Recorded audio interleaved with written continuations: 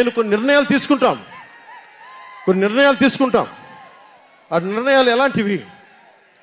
నాకు సంబంధించినవి కాదు, ప్రజలకు సంబంధించినవి. పొత్తులో భాగంగా నేను 24 స్థానాలు తీసుకున్నాను. 24 అసెంబ్లీ స్థానాలు తీసుకుంటే ఇంతేనా అంటున్నారు. 24ఏనా? ఇంతేనా? మనోళ్ళు కాదు, అవతలి వాళ్ళకి తెలియట్లా. బలి చక్రవర్తి కూడా వామనుణ్ణి చూసి ఇంతేనా అన్నాడు. బలి చక్రవర్తి కూడా వామనుణ్ణి చూసి ఇంతేనా అన్నాడు. నెత్తి మీద కాలు పెట్టి బలి చక్రవర్తిని అధాపాతాళానికి తొక్కుతున్నప్పుడు తెలిసింది ఎంతో అని. ఇంతింతై వటుడింతై నభో వీధిపై నంతై తోయిద మండలాగ్రమునకంతై వామనవతారాన్ని చూపిస్తుంది జనసేన. జగన్ గుర్తుపెట్టుకో, అధాపాతాళానికి తొక్కకపోతే నా పేరు పవన్ కళ్యాణే కాదు, మా పార్టీ జనసేనే కాదు, మర్చిపోకో.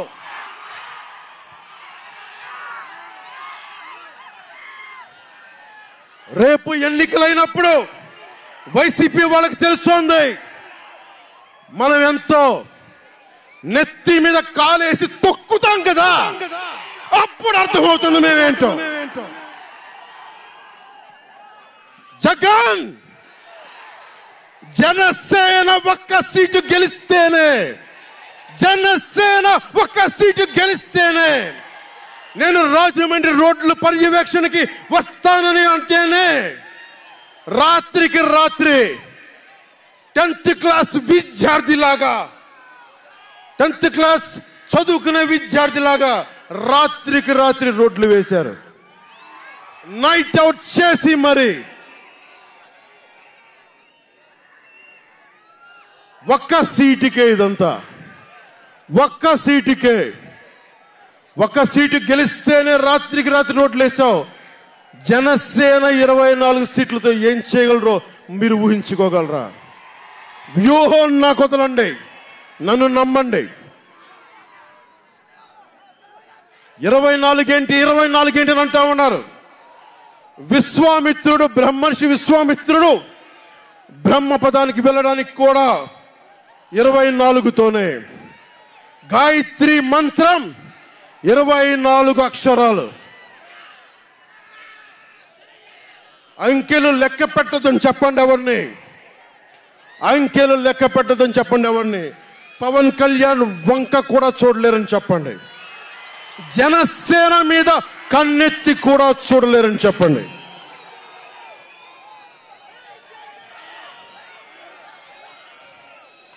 మనకి వైసీపీ జగన్ లాగా వేల కోట్లాది రూపాయలు వారసత్వంగా తినేసామా ఏంటి? మనం ఎన్నికలు రాగానే నియోజకవర్గానికి 50 నుంచి 100 కోట్లు తీయడానికి, ఖర్చు పెట్టడానికి, అన్ని స్థానాల్లో పోటీ చేయడానికి మన దగ్గర 50, 100, 1000 కోట్ల డబ్బులు ఉన్నాయా? మన దగ్గర దోచేసిన డబ్బులు ఉన్నాయా?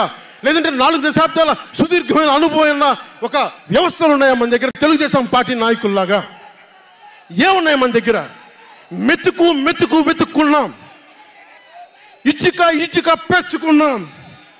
ఇప్పుడిప్పుడే ఇల్లు కడుతున్నాం, జనసేన ఇల్లు కడుతున్నాం, కోట కూడా కడతాం. తాడేపల్లి జగన్ కోట కూడా బద్దలు కొడతాం. సామాన్యుడు రాజకీయం చేస్తే భరించలేని ఆధిపత్యపు ధోరణి, సామాన్యులు రాజకీయం చేస్తే తట్టుకోలేరు. అధికారం వాళ్ళ ఫ్యాక్షన్ కోటల్లోనే ఉండాలి. అది దాటి మనలాంటి మామూలులోకి వస్తే, మనం వ్యూహాలు వేస్తే, మనం పొత్తులు పెట్టుకుంటే వాళ్ళు భరించలేరు. అందుకని రకరకాలుగా చెప్తారు కథలు. సామాన్యుని రాజకీయం భరించమని చెప్పండి. జగన్ సామాన్యుడు రాజకీయం చేస్తే ఇలాగే ఉంటుంది. వ్యూహాలు వేస్తాం, పొత్తులు పెట్టుకుంటాం, నీ కోటలు బద్దలు కొడతాం.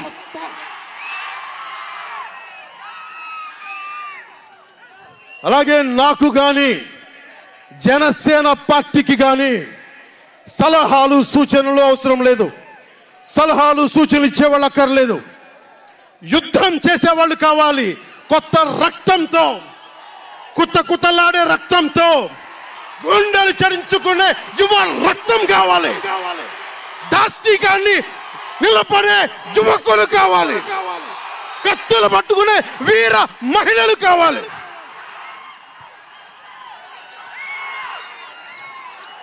అంతేగాని నాకు సలహాలు ఇచ్చేవాళ్ళు, మీకు తెలుసా జగన్ ఎలాంటి వాడో? సొంత బాబాయినే మర్డర్ చేయించిన వాడు, సొంత చెల్లినే గోడకేసి కొట్టిన వాడు. మీరు చెప్తారు నాకు సలహాలు సూచనలు. ఎవరితో యుద్ధం చేస్తున్నానో నాకు తెలుసు.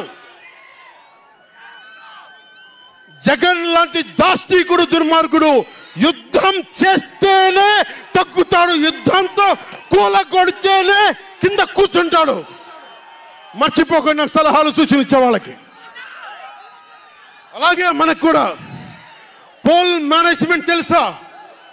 ఆర్గనైజేషన్ బలం ఉందా? సంస్థాగతంగా పాతికిపోయిన తెలుగుదేశం పార్టీలతోటి మనం పోటీ పడగలమా? 800 నుంచి 1000 మంది బూత్ కార్యకర్తలు ఉన్నారా మనకి ప్రతి నియోజకవర్గంలో? 1000 మందికి 50 రోజులు ఎంతో కొంత డబ్బులు ఇస్తూ భోజనాలు పెట్టే సత్తా మన నాయకత్వానికి ఉందా? మన నాయకత్వం ఇంకా ఎదుగుతూ ఉంది. వెయిట్ చేయాలి. ఈలోపు రాష్ట్రాన్ని జగన్ పాలిట కానివ్వం.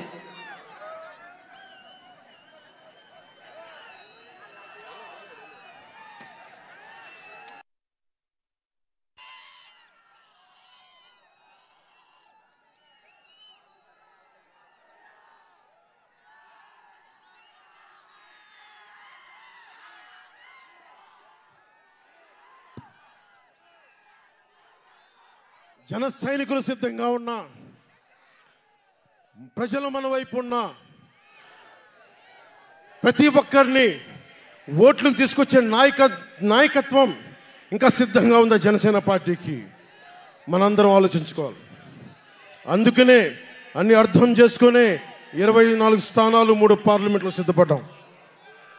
ప్రజల నాడి వాడి తెలియకుండా నాయకత్వాన్ని నడిపించగలమా? దశాబ్దం కాలం పాటు పార్టీని నడిపించగలమా?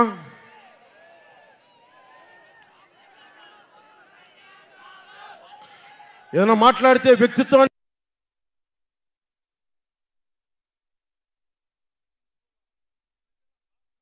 నెగ్గించడం కోసం తగ్గాను నేను.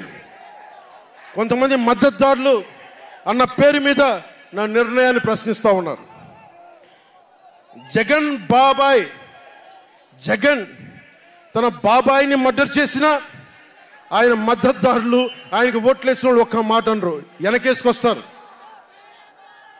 హార్ట్ అటాక్ అని వెనకేసుకొస్తారు. ఓడిపోతున్నా కూడా గెలుస్తున్నామన్న ఒక నిలబడే సమూహం జగన్ పక్కన ఉన్నది.